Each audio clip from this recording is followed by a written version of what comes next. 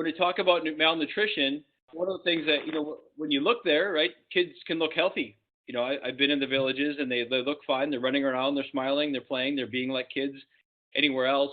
And I've heard it called like the hidden effects of malnutrition. How does malnutrition affect them short term, long term? And I know there's this thing called the 1,000-day window.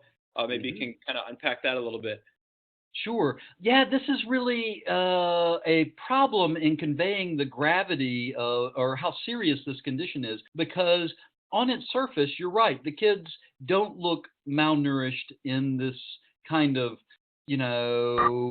stereotypical way. Again, I think of flies flying around babies' faces and distended bellies and things like that. Chronic malnutrition doesn't present that way. What we do see physically is low weight children and low height children. And so, any of us, no matter how short anyone on this call may be, when you go to Guatemala, you're going to be a giant. And it's because the average male height in Guatemala, rural males especially, is 5'2". For women, it's 4'8".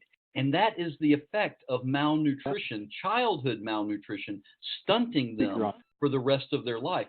But if everybody's that height in the village, then nobody really sees that, right? I mean, they might see that their kids aren't quite as plump or as they should be, maybe. But if Yep. everybody's a little skinny and everybody's really short, that seems like the norm. And so again, that's sort of a problem to combat.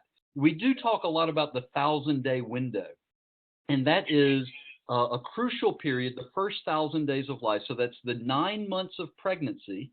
We call this in medical terms, it's called -9 to +24. So it's the 9 months of pregnancy and the first 24 months after birth. And this seems to be a really crucial period where lots of lifetime things get solidified in the body. And so, the height that a child will grow to in their adult years, we can predict pretty well based on their height and weight when they're 24 months old. And there are cognitive things going on. Lots of things happen in this 1,000-day window.